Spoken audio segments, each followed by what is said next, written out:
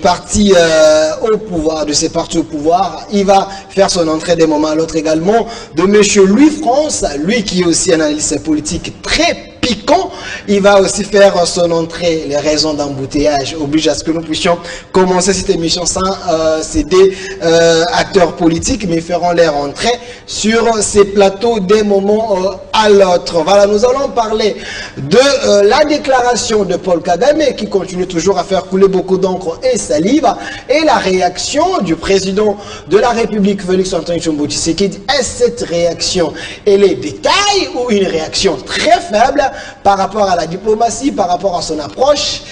La réaction, elle est contestée sur la place publique. Nous allons analyser tout cela également. À quand le peuple d'abord? Parce que nous avons déjà un gouvernement de warriors. Est-ce que ces slogans peuple d'abord restent une utopie ou soit une réalité? Le peuple se retrouve ou pas? Toutes ces questions très questionnantes, voilà pourquoi nous allons les analyser sur ces plateaux avec mes invités.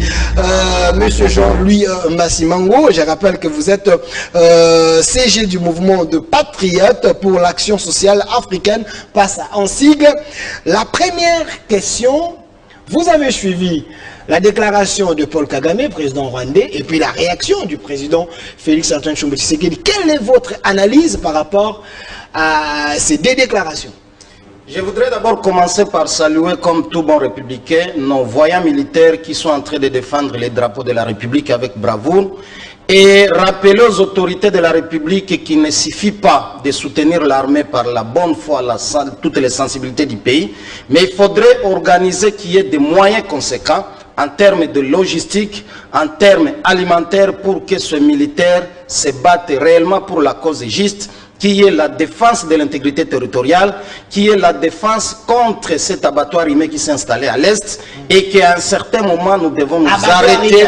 J'ai toujours appelé ça abattoir humain parce que vous vous souviendrez dans l'histoire de ce monde.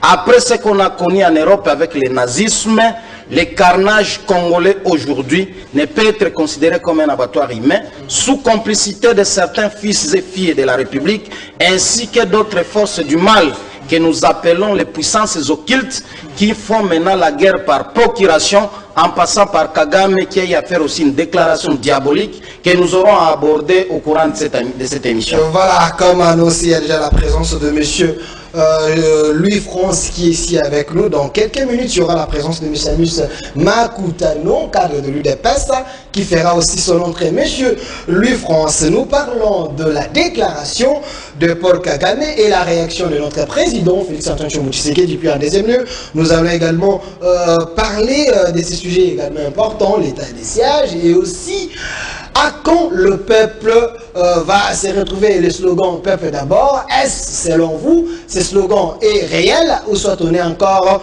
dans l'imaginaire? Commençons par la déclaration de Paul Kagame et la réaction du président Félix.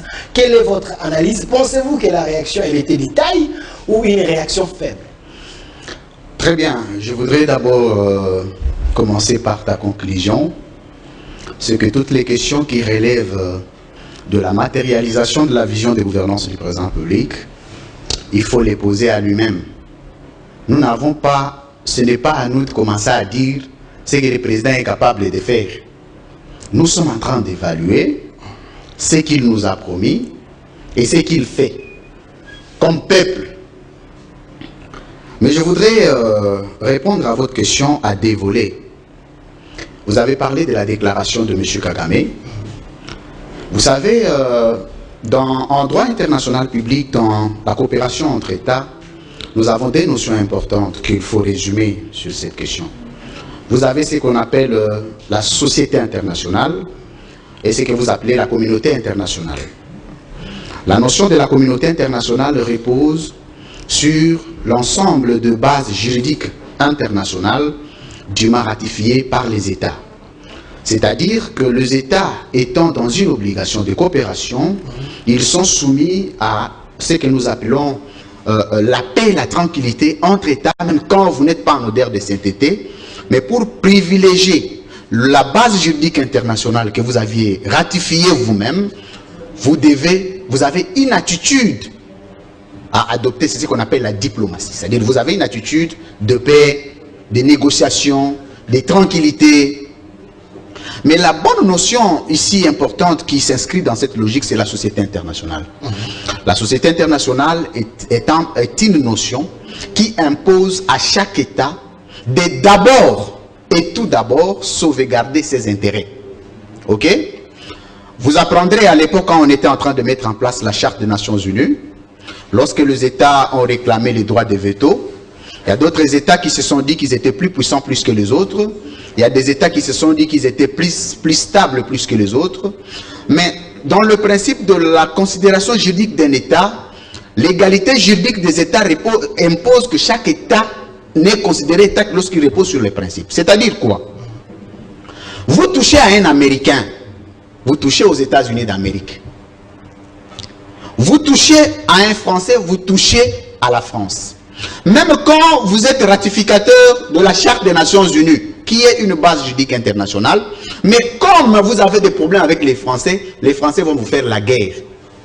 Or, même si d'autres pays africains sont ratificateurs de plusieurs instruments qui imposent la paix dans l'espace de la région et la sous-région, mais lorsque vous touchez, vous tuez les Congolais, la RDC dans l'ensemble de son arsenal juridique comme dans sa constitution a prévu ce que nous appelons l'état de guerre. Ok.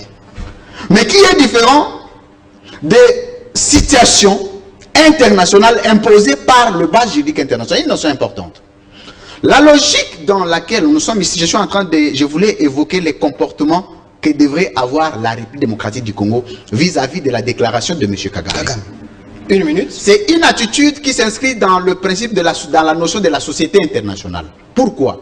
Parce qu'à ce jour, ayant atteint 13 millions de morts, 13 000 si vous voulez, de morts, parce que ce sont les récentes statistiques du Conseil de sécurité des Nations Unies, je voulais parler des 13 000 morts, nous avons atteint un baromètre de déclarer un état de guerre.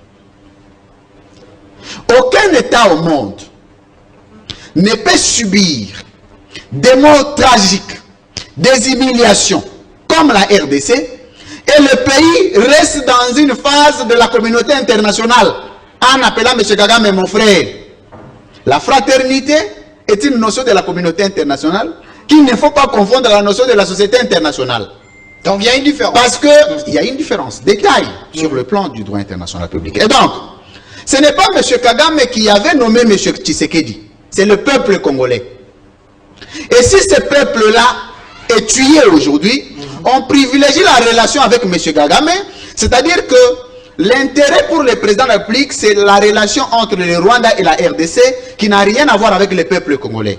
C'est-à-dire, je termine par là, que la considération du peuple congolais vis-à-vis du chef de l'État n'a pas la même dose, la même dimension vis-à-vis de la considération qu'il a avec le Rwanda. Merci. Par conséquent, le peuple constate ceci et nous pensons que s'il aura la maturité, lui-même peut décider, parce que je ne suis pas venu dire ce que le peuple doit faire, il sait ce qu'il fera aux jours à venir, mais nous attendons en 2023, toutes ces questions seront résumé lors de la campagne du président, parce qu'il a le droit de se représenter. Il viendra nous dire exactement la place du peuple congolais et la place des autres États. Merci, monsieur Lufrance. Je rappelle que vous avez également les ambitions, ou soit l'ambition de devenir... Je suis candidat président de la République en 2028. En 2028. Voilà, maître Jean-Louis Massimango, CG du mouvement de patriotes pour l'action sociale africaine, en passant en sigle. Vous avez suivi monsieur Lufrance. Restons sur la déclaration du chef de l'État, la réponse même qu'il avait donnée au micro de Christian Dussakweno et France 24, quand il dit il y a d'autres canaux qu'il peut utiliser pour répondre à Kagame. Pensez-vous que sur le plan diplomatique, cette manière de faire ou de dire, ça affaiblit notre État congolais en tant que président de la République? J'ai bien suivi mon co-débatteur tout à l'heure qui a fait une analyse pertinente et constructive par rapport à la situation du pays, mais il faudrait rapidement aider nos téléspectateurs à les fixer par rapport à des notions très importantes qu'il a évoquées tout à l'heure ici. Okay. Ce sont des questions purement doctrinaires, la notion de la société internationale et la notion de la communauté internationale. Il y a certains penseurs, certains savants, certains intellectuels qui pensent que dans le contexte actuel, il ne faudrait pas plus parler de la communauté internationale, mais il faut par contre parler de la société internationale. Le bien fondé de la communauté internationale le résume dans le vouloir vivre ensemble. Or, dans les relations internationales, elles sont régies par les rapports de force et les intérêts qui priment. Or, nous savons, dans l'esprit de la compétitivité en termes de société, c'est là où priment les avantages ou bien ce qui revient à chaque parti qui est engagé dans une course. D'où il faudrait plus parler de la société internationale et non de la communauté internationale. Un recadrage technique. Revenons sur les propos de M. Kagame, président rwandais. Ok. Je suis parmi les gens qui ont toujours dit que le Congo doit abandonner le principe de la négociation et prendre l'option du principe de la réciprocité et avoir une diplomatie agressive. Le président congolais, aujourd'hui président de l'Union africaine, on voudrait d'abord lui rappeler, il ne pouvait jamais devenir le président de l'Union africaine si les Congolais n'avaient pas accepté de lui confier le mandat d'être le président de la RDC. Et avant de servir l'Union africaine ou bien l'Afrique dans son ensemble, il faudrait d'abord construire des bases solides sur l'intérêt supérieur de la nation qui est la République démocratique du Congo. Ça, c'est le premier rappel qu'il faudrait dire au président de la République. Le président se retrouve en France dans le cadre d'une conférence France-Afrique. Mais qu'est-ce que nous résumons de cette conférence-là? J'ai à le dire dans plusieurs médias, c'était une conférence pour l'humiliation du Congo. C'était une conférence pour insulter et cracher sur les milliers de morts qui sont tombés dans notre pays parce qu'il y a un certain monsieur qui s'appellerait Kagame et qui n'est pas différent de Hitler dans le contexte du nazisme en Europe.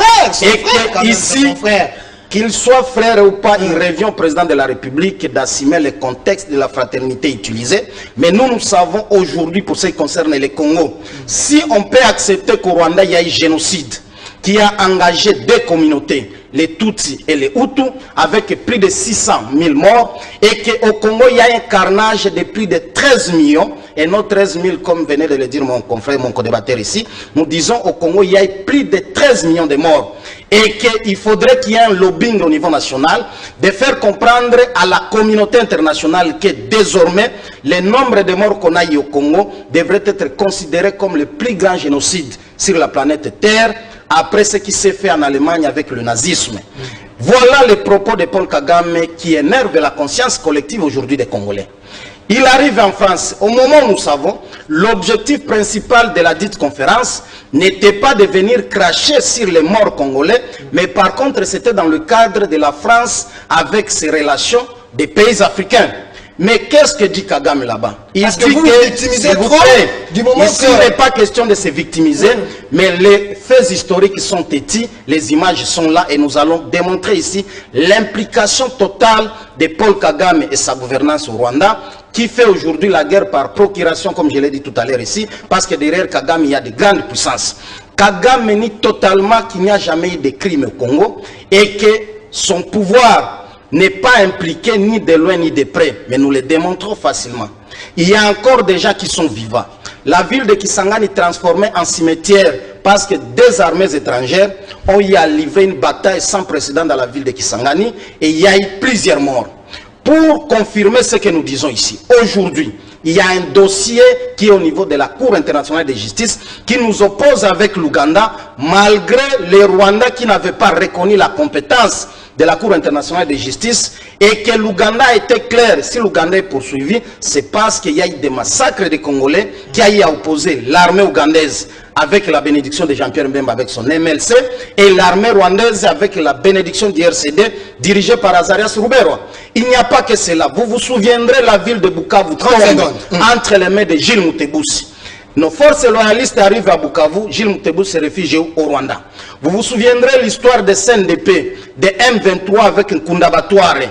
Et l'histoire est têtue jusqu'au point où il y a un sujet qui est aujourd'hui au niveau de la CPI, qui a même renoncé en disant qu'il n'était pas congolais, mais plutôt qu'il était rwandais. Et pour confirmer ce qu'il dit, il va être écouté par la langue rwandaise. Donc ce sont des éléments qui confirment Donc, que le Rwanda est l'implication. totalement impliqué. Merci. Et au lieu de se limiter là, il va s'attaquer à un patrimoine aujourd'hui, le Docteur prix Nobel de la Mukwege. paix, le docteur Mukwege, qui devrait bénéficier de la protection aussi du gouvernement congolais. Merci, monsieur. C'est là où nous disons, au nom de la réciprocité, il ne faudrait pas que le président de la République vienne faire son discours et son interview au niveau des top Congo. Mais au nom de la réciprocité, il faudrait qu'il invite les mêmes chaînes étrangères, les mêmes journalistes et réserver une réponse Merci. à Paul Kagame Merci. pour que le Congo ne soit pas une partie ou bien une partie prolongée de l'administration rwandaise. Merci, monsieur Jean-Louis, maître Jean-Louis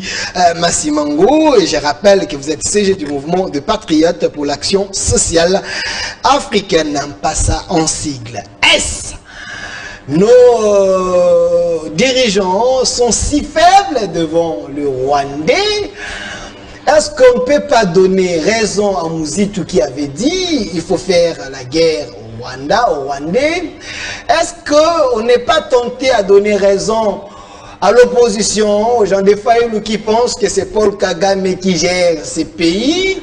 Félix gère par procuration. Toutes ces questions très questionnantes, on se pose, c'est là sur ces plateaux. Mais monsieur lui, France, recteur, est-ce la République démocratique du Congo est un éléphant faible devant Rwanda, ou soit notre diplomatie n'est pas si forte pour répliquer contre le Rwanda? Très bien, je voudrais d'abord te rappeler qu'il n'y a pas eu un recadrage sur ces plateaux. J'ai contextualisé la notion de la société internationale qui repose sur les intérêts d'un État, d'abord, différente de la notion de la communauté internationale qui résume la collectivité reposant sur la base juridique internationale dûment ratifiée par les États. Et c'est un élément complémentaire que Maître Massimango, mon co-débatteur, il ne faut pas donner l'impression aux téléspectateurs quand il dit qu'il y a eu un recadrage, je ne sais pas de quel recadrage je parlais. Quand tu m'appelles recteur, c'est que je fais un effort de dire ce que je connais. Et quand je l'ai dit bien. Ok. Je reviens ici à dire sur un élément important. La responsabilité politique et pénale du Rwanda vis-à-vis de massacre de la RDC. Moi, je vais des notions en notions. Ok? Parce que je voulais vous dire, monsieur le journaliste, que M. Kagame est en train de profiter d'un leadership faible sur le plan politique et diplomatique de la RDC pour jeter de l'opprobre au peuple congolais. Le jour où un leadership fort et solide au centre du monde sera installé dans ces pays, il n'en restera que 4 secondes pour que M. Kagame la ferme. Ouais. Je ne voudrais pas vous rappeler, il y a eu un Marshal Mobutu dans ces pays. Je n'avais jamais entendu un Kagame l'ouvrir à la place publique. Jamais. Et je crois fermement que le jour où les Congolais me donneront confiance de gérer ces pays, en 2028, les secondes qui suivront, il y a des choses que vous n'apprendrez plus jamais. Même pas dans un rêve. Je reviens à évoquer 3 notions importantes. Ok. La première notion, elle relève de la responsabilité pénale et politique de la communauté internationale, parce que le concept communauté internationale est vidé de toute substance juridique. C'est une notion en droit international public, on parle de l'horizon régulateur de droit, ou on appelle ça les Nations Unies. Mais comme nous parlons de la communauté internationale, c'est un concept que nous avons emprunté en politique internationale, excusez-le nous, que nous puissions l'utiliser. La première responsabilité de cette communauté internationale, nous avons un schéma juridique que nous allons établir. Vous avez, dans la typologie d'acteurs en relations internationales, vous avez la première typologie ou les premiers types, c'est les acteurs géostratégiques. Les acteurs géostratégiques sont énumérés. On les appelle les plus puissants du monde. Eux, ils contrôlent la gestion absolue. Et ce sont eux qui mettent certains présidents, surtout africains. Ce sont eux qui décident sur comment le monde doit fonctionner. Ce sont eux qui savent qui doit être où. Et ce sont eux qui savent alimenter la guerre. Ce sont eux qui savent arrêter la guerre. C'est une notion importante que les ça, Congolais vous doivent ne arrêter. citez pas les Africains, les peuples qui se sont poumonnés pour aller voter leurs dirigeants. Vous pensez que nos dirigeants africains... Je vous donne... Je fais un exercice avec vous. Ok. Tu connais un seul président africain qui a été élu sans être contesté? Donne-moi son nom. Même aux États-Unis, il y a toujours les élections, c'est toujours contesté. Enfin, vous allez de question en question. Non, je ne vous réponds pas, mais je Qui vous a contesté les élections de Macron? Il s'appelle comment? Des États-Unis, grande puissance. Il y a eu la contestation. Donc il n'y a pas de réponse. L'Afrique aujourd'hui est victime d'impréparation politique. Ça, c'est une autre notion. Il ne faut pas m'échapper à la notion importante que je suis en train d'évoquer, de la responsabilité politique et pénale de cette communauté internationale. Les acteurs géostratégiques, les plus puissants du monde, la France, les États-Unis, l'Allemagne, la Russie, l'URSS, c'est-à-dire les anciens pays avec ancienne configuration, ces pays-là siègent. Ils savent que dans tel pays, il y a la matière première, nous devons instrumentaliser pour exploiter illégalement des ressources naturelles. La deuxième catégorie, c'est ce qu'on appelle les acteurs pivots géopolitiques. Les acteurs pivots géopolitiques sont comme la RDC, des États faibles sur le plan du leadership politique, des États politiquement instables, économiquement faibles, mais qui ont des minéraux, qui ont la matière première. C'est comme toi, tu as beaucoup d'argent, mais tu n'as pas de garde, tu n'as pas de sécurité. Ce sont les plus puissants qui doivent s'arranger pour te doter la sécurité afin de contrôler ton argent. Je suis en train de contextualiser que les Congolais mettent cette notion définitivement dans la tête, qu'ils comprennent d'où vient la guerre de l'Est à la RDC. La troisième et dernière notion, c'est ce qu'on appelle les acteurs à valence hégémonique. Les acteurs qui sont autour des pays qui sont riches, parce que les Américains ne quitteront pas là-bas pour venir faire la guerre en RDC. Parce que les Français n'enverront pas les militaires pour venir faire la guerre en RDC, on doit utiliser le pays voisin. Instrumentaliser la guerre et eux, ils profitent. Ok?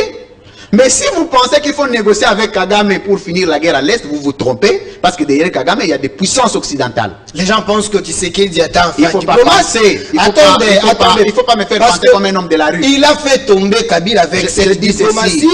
Il vous fait chuchoter. Mais à la fin, il arrive à se faire. C'est ce que les gens pensent. Ce discours-là, c'est un discours de chantre de la louange exagérée du tshisekedisme. Mais le système il ne faut pas me l'imposer. Il ne faut pas me l'imposer. Je ne suis pas porte-parole de Kabila ici. Je ne suis pas porte-parole de Tshisekedi ici. Je ne suis pas porte-parole de Fayoulou ici. Je suis ici comme scientifique. Je mets des analyses qui peuvent aider et l'opinion et ceux qui ont le moyen et la signature de sauver le peuple congolais. Donc Kagame ne peut pas tomber dans les pièges de Tshisekedi comme Kabila avait tombé. Je reviens maintenant sur les contextes parce que vous avez maintenant compris la configuration de responsabilité pour la guerre à l'est du pays. 30 secondes. Je sais que je n'ai même pas atteint la moitié des minutes de maître Jean-Louis, mais je comprends parce qu'il était arrivé avant moi, qu'est-ce qu'il s'est dit, je ne sais pas, mais finalement je vais faire avec, c'est mon co-débatteur qui me met très à l'aise quand je débat avec lui. 40 secondes. Alors, la RDC aujourd'hui a la capacité lui aussi. Parce que la diplomatie, c'est quoi? C'est le mode de coopération entre États. On n'a pas besoin de passer par le Rwanda pour bien coopérer avec les Américains.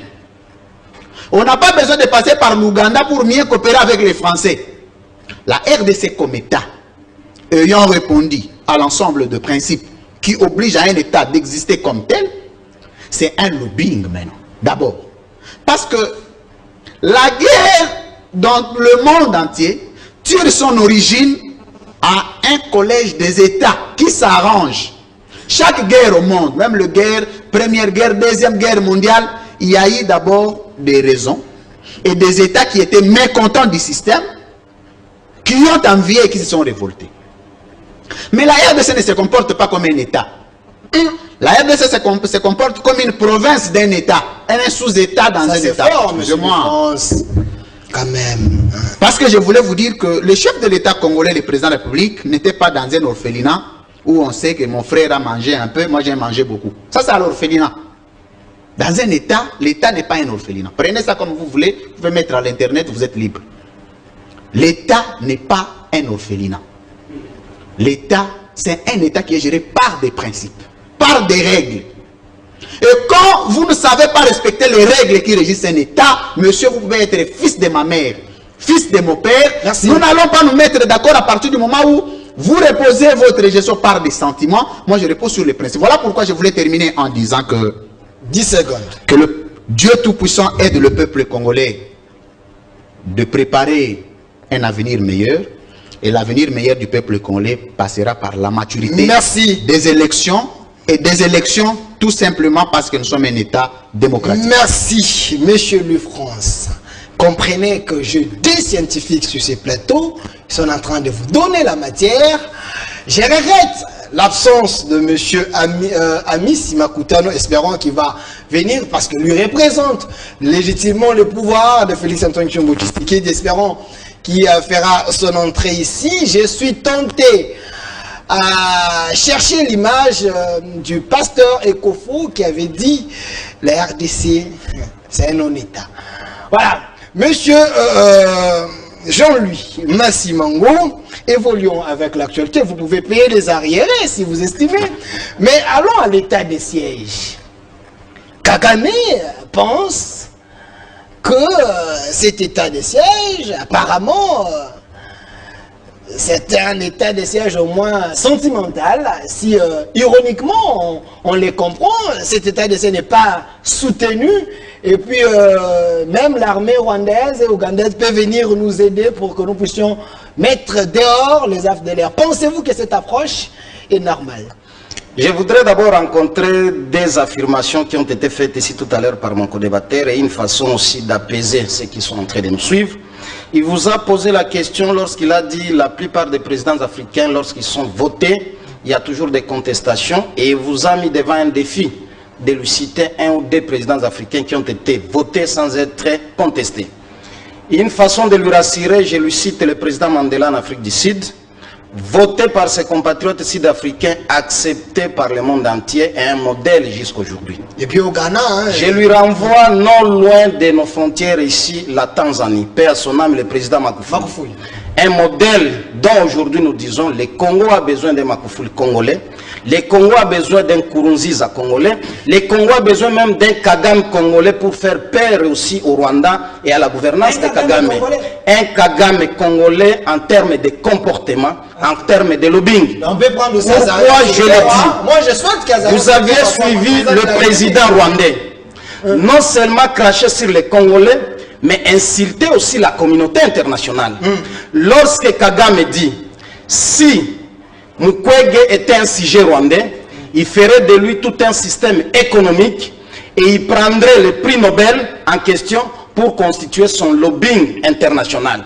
C'est une façon non seulement d'insulter les Congolais, mais d'insulter aussi la communauté internationale lorsqu'il dit Mukwege est manipulé par les forces obscures. Donc, il agit. Alors, nous posons la question, qui constitue cette force-là obscure qui manipule Mukwege si ce n'est que l'insulte vis-à-vis du peuple congolais? Parce que nous savons, le prix Nobel qu'on a aujourd'hui, dans l'histoire ou l'historique des prix Nobel, souvent c'est partagé entre deux personnes.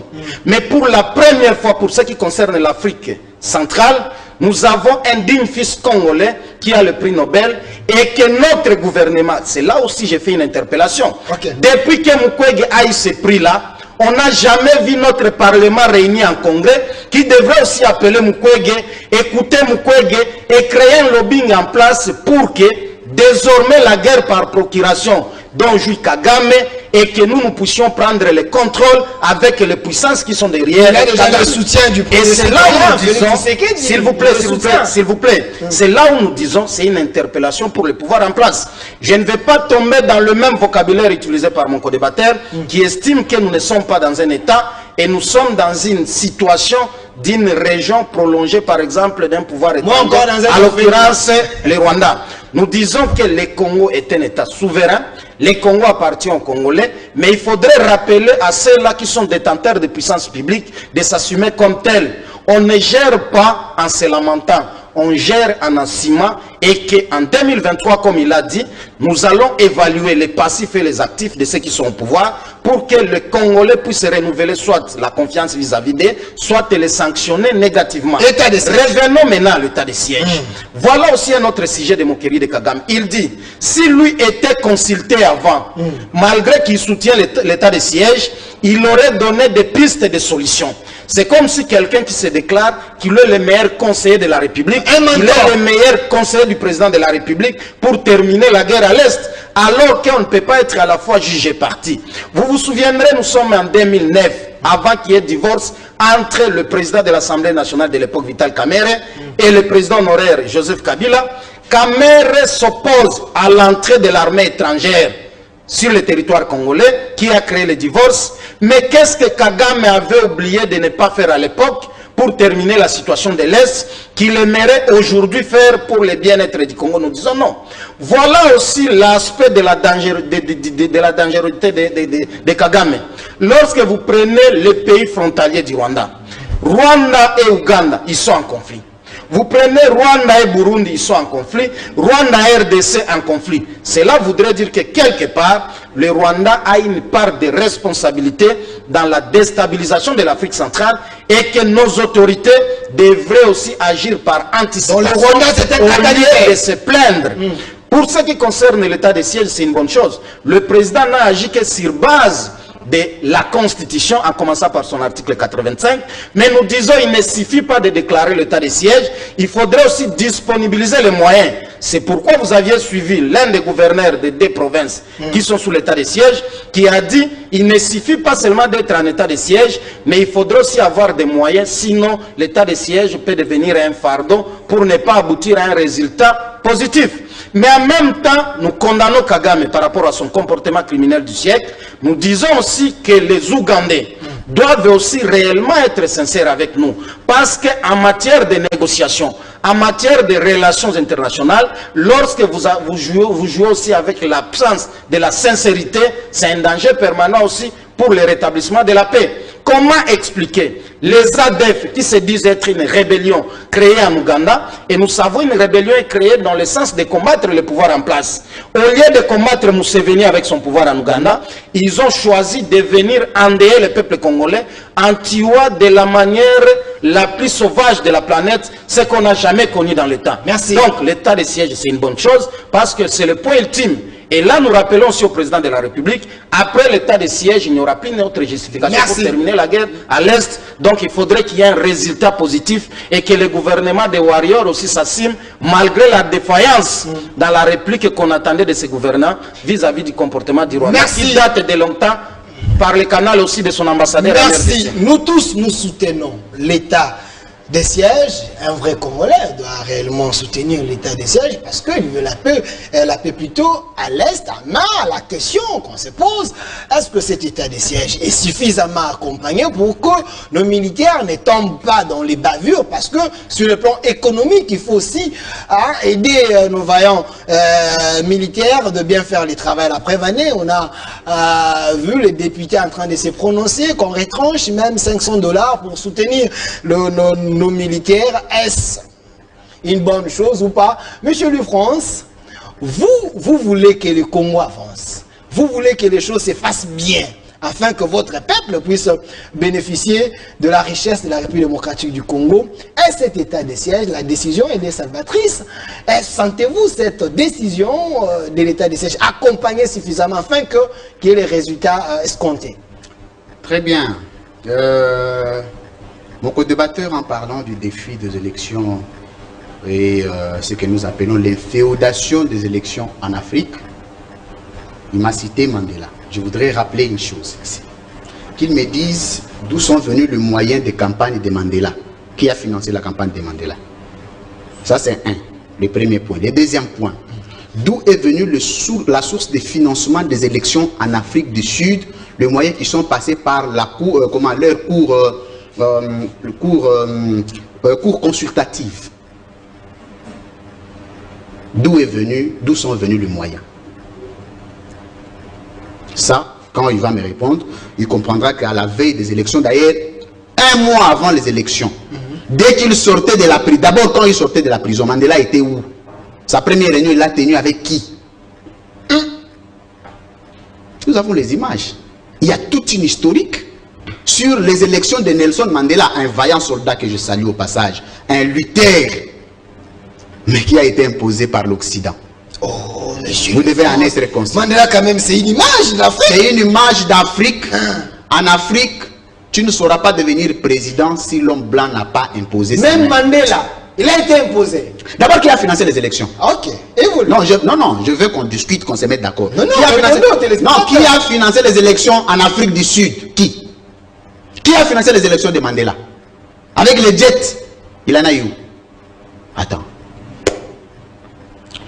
Alors, là n'est pas le problème. On m'a posé la question sur l'état de siège. Je ne vois pas l'inconvénient de la proclamation de l'état de siège dès lors que l'état de siège est une exigence constitutionnelle. Et lorsque cette exigence a été faite sur base de principes, je ne vois pas un inconvénient. Pas du tout. Mais je soulève des problématiques. Ok. J'ai encouragé le président à avoir proclamé l'état de siège s'il pense, comme garant du bon fonctionnement des institutions, que la paix de l'Est devrait passer par l'état de siège. Je ne vois pas un homme congolais normal s'opposer. Mais il y a une question de droit que je vais poser à Maître Jean-Louis Massiman.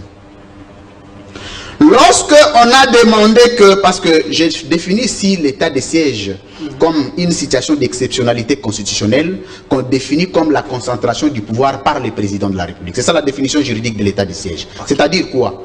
Pendant ces moments, le président peut user de pouvoirs qui ne sont pas les siens pour poser les actes.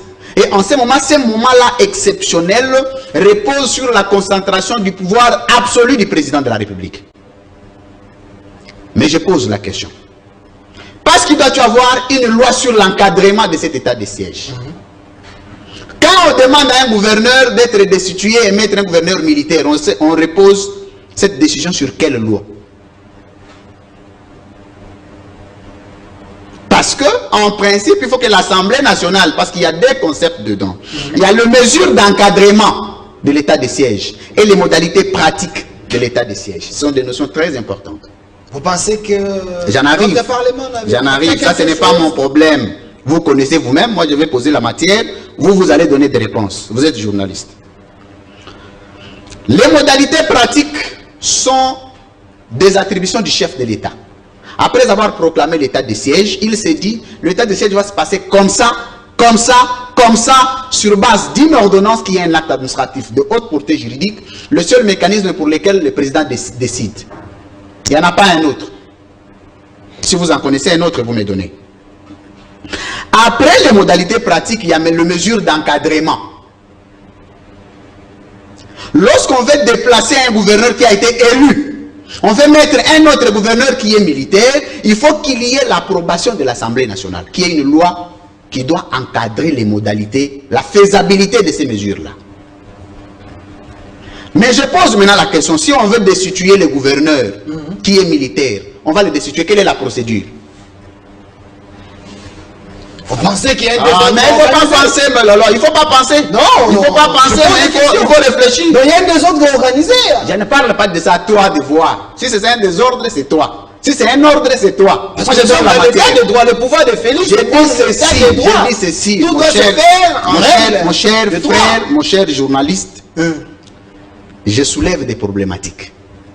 Okay. À chacun de donner des réponses. Je regrette l'absence de M. Ami sur ce sujet. Non, il ne serait pas venu, je suis désolé. Il ne serait pas venu. Il a eu peur de vous? Maître Jean, non, je ne dis pas que moi je ne suis pas un Goliath quand même, je suis qu'un co-débatteur. Parce que les gens pensent que vous tirez trop le pouvoir. Non, je ne tire pas le pouvoir. Mais si tu poses la question à celui qui ne tire pas au pouvoir de dire quelle est la procédure de destitution du nouveau gouverneur qui est militaire, ça va se passer comment? Quelle magie juridique? Okay. C'est l'ordonnance du président ou c'est lui-même?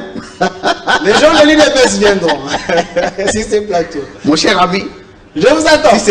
C'est pour la première fois depuis que tu es né, tu seras fier d'appartenir à un État en 2028. Oh!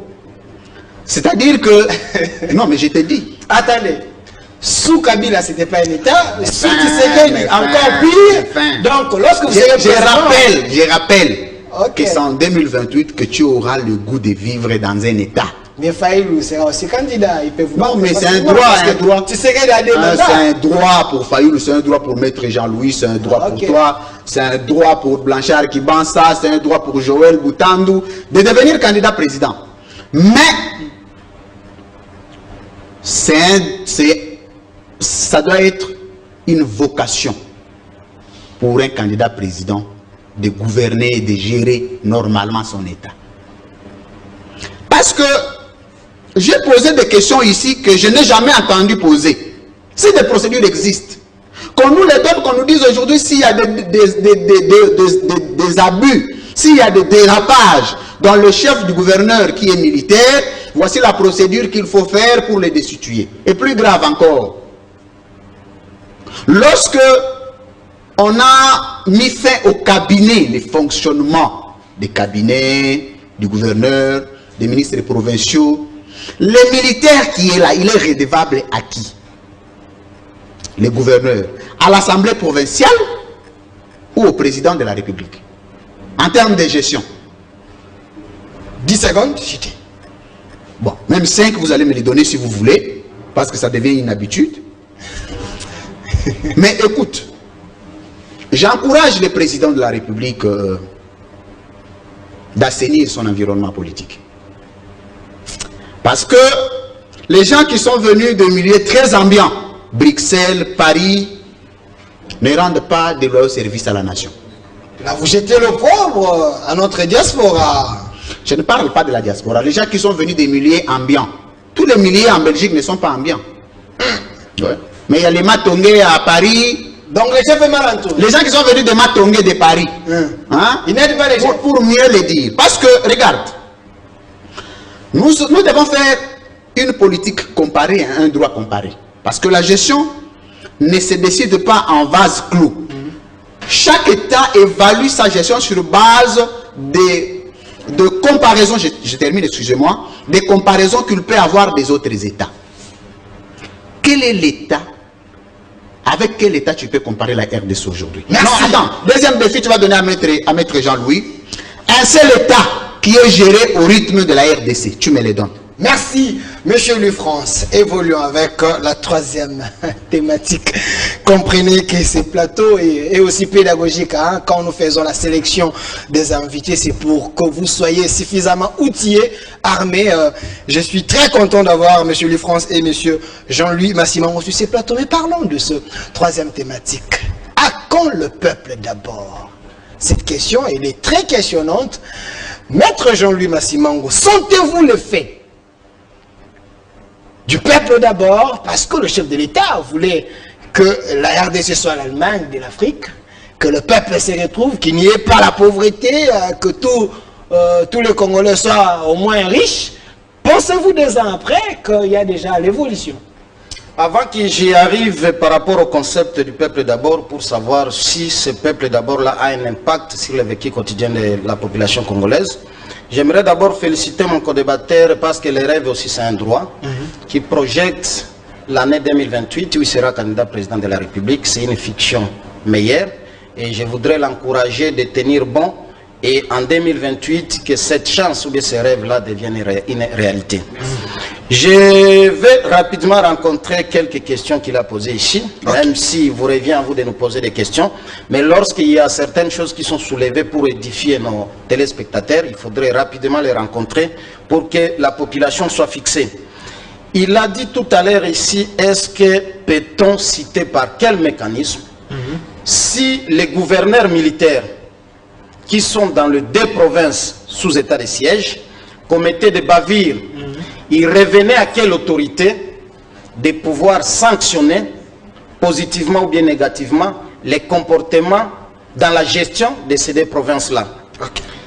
Il a des notions de droit, il est juriste, je le crois bien. Il faudrait qu'il puisse un peu aller lire, et je sais, il les connaît, la théorie de l'acte contraire et le parallélisme des formes. Cela voudrait dire quoi? Si ce gouverneur militaire en question se comporte en rébellion contre les ordonnances du président de la République, il revient au président de la République de prendre d'autres mesures qui s'imposent au nom de ces deux principes que je venais d'invoquer ici. Ok. Je suis totalement d'accord avec lui lorsqu'il soulève un aspect pertinent, et je l'ai déjà dit dans d'autres médias, que le président de la République plane les deux ordonnances sur la mise en place de l'état de siège. Il faudrait que cela soit accompagné par une loi votée au niveau de notre pouvoir législatif pour créer le mécanisme d'accompagnement et voir dans quel sens les gouverneurs en question vont se comporter, parce que l'état de siège soutire les pouvoirs entre l'administration civile pour les confier entre l'administration militaire. Et nous savons l'aspect de l'exception de la gestion militaire. Il peut arriver qu'il y ait des bavures, il peut arriver qu'il y ait des défiances, alors qu'il faudrait aussi rester dans le sens du respect des droits de l'homme. Et si vous lisez bien les ordonnances qui ont été signées par le président de la République, il est vrai, on a prévu les mécanismes. Mais ces mécanismes-là ne devraient pas se retrouver dans l'ordonnance, mais plutôt dans une loi votée au niveau de la représentation nationale, parce que l'ordonnance, qui est un acte réglementaire et administratif, comme il l'a dit, ne devrait pas être les mesures d'encadrement de ce qui va se faire sur terrain. Là, je suis totalement d'accord avec lui, et que ceux qui sont autour du président de la République, quelque part, ne l'ont pas aidé. Et nous disons, nous fustigeons les comportements des jouisseurs. Il faudrait que ces gens-là travaillent réellement pour le bien-être. Donc ceux qui sont venus dans le milieu ambiant. Allons maintenant dans le contexte du peuple d'abord. Ok. Je crois pour tout Congolais sérieux aujourd'hui, dire que la population a déjà trouvé satisfaction dans le slogan « Peuple d'abord », c'est une fausseté. Parce que le président de la République lui-même, dans son discours passé de 6 minutes, il avait reconnu qu'aujourd'hui, les résultats attendus par la population congolaise, les résultats sont négatifs. Il vous suffit de circuler dans la ville de Kinshasa, nous prenons comme échantillon. Aujourd'hui, avoir l'eau dans la ville de Kinshasa devient un miracle. Avoir à manger aujourd'hui à Kinshasa devient un miracle, jusqu'au point où même un petit sachet d'eau pire qu'on achetait à 50 francs, à 100 francs, aujourd'hui c'est à 300 francs.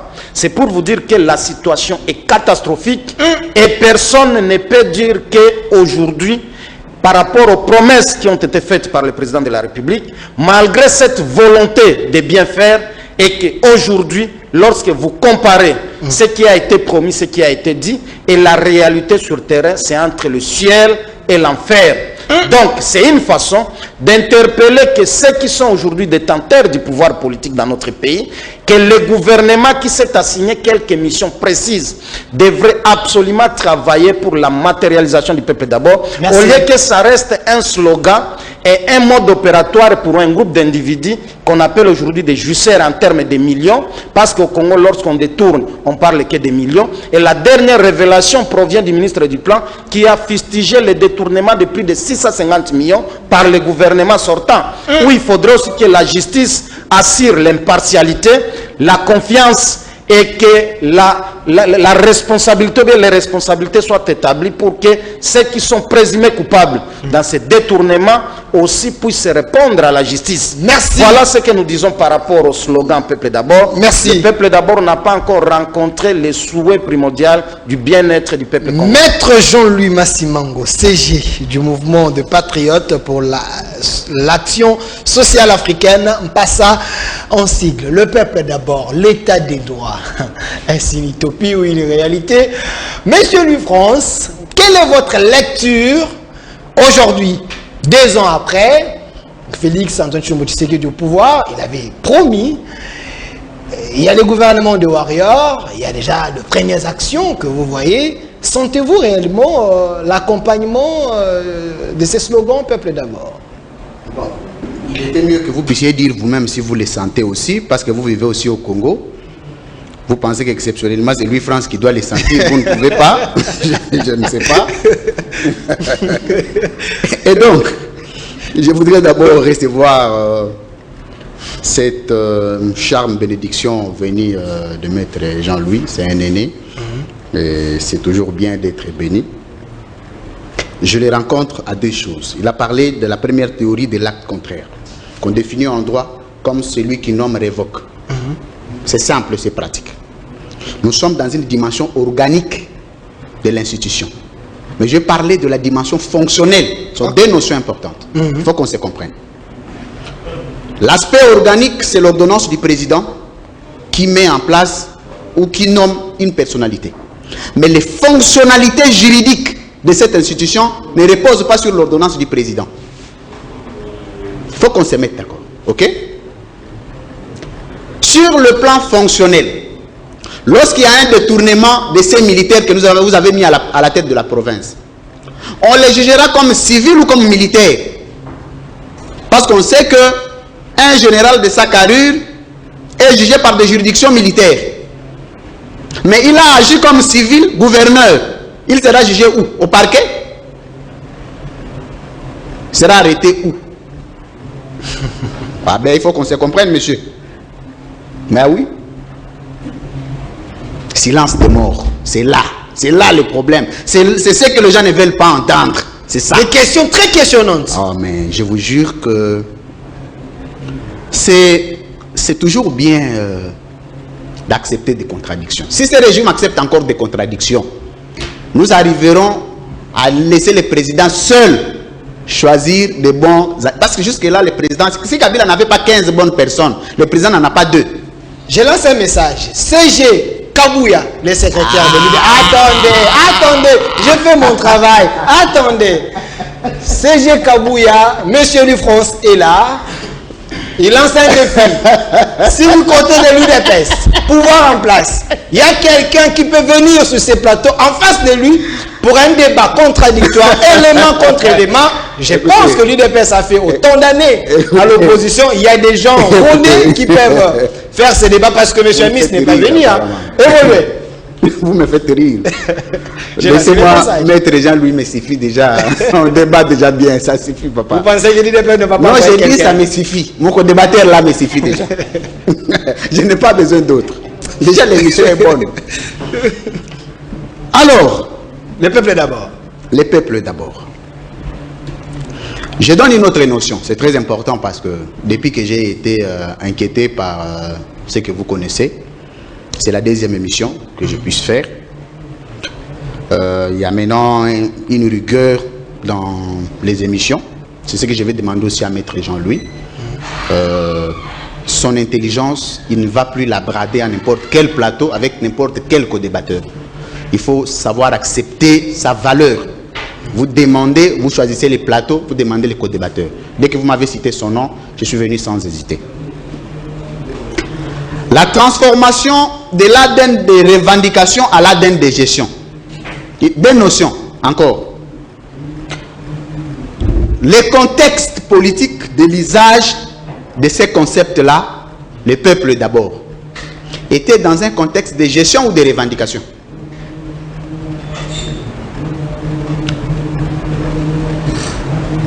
Ok? Je crois qu'on se comprend bien.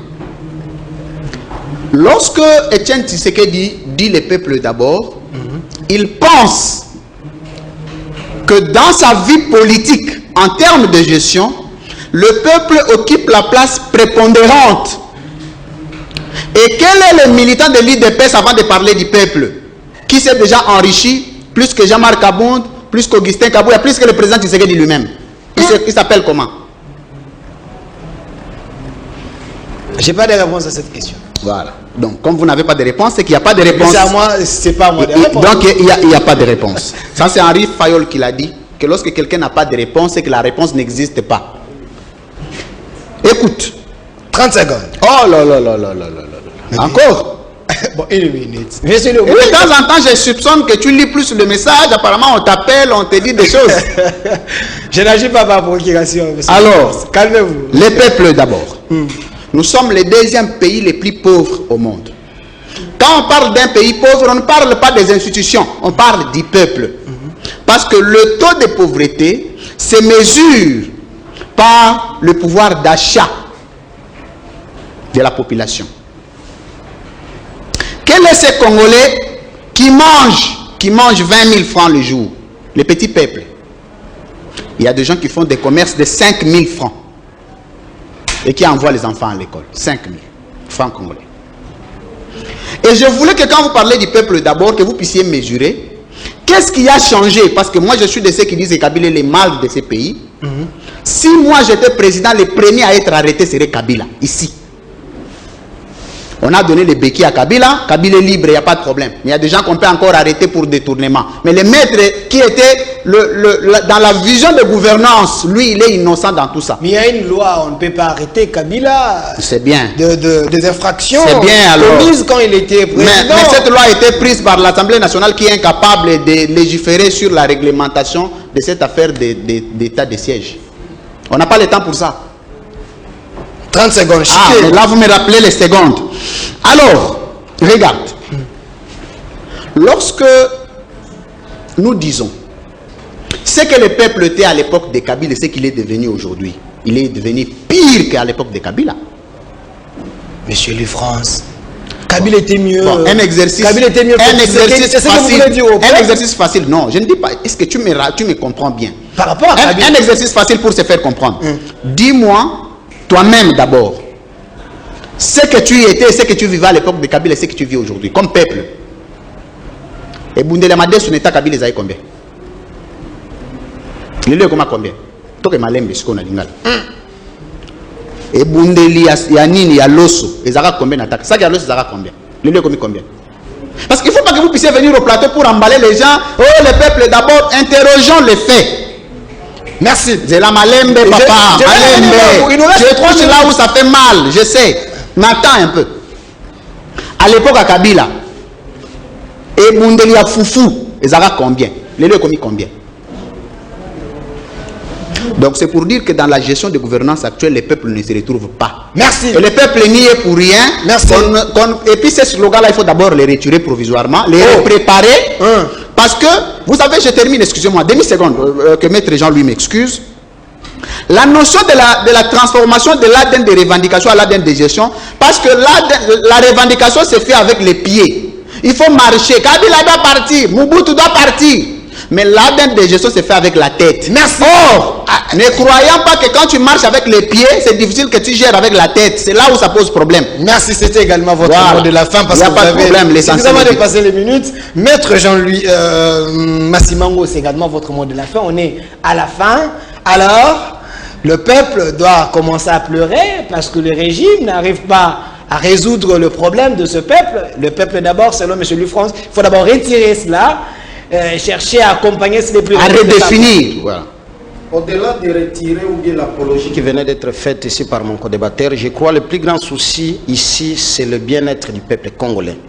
Que ce soit ceux qui sont au pouvoir, les gestionnaires du régime actuel, eux-mêmes dans leur fort intérieur, ils sont conscients que la situation actuelle que traverse notre pays est sans précédent et qu'il faudrait se mettre au travail pour accorder un peu le sourire au peuple congolais qui a tant souffert. Je reviens rapidement par rapport à ce qu'on a dit ici, et c'est ça le mot de la fin.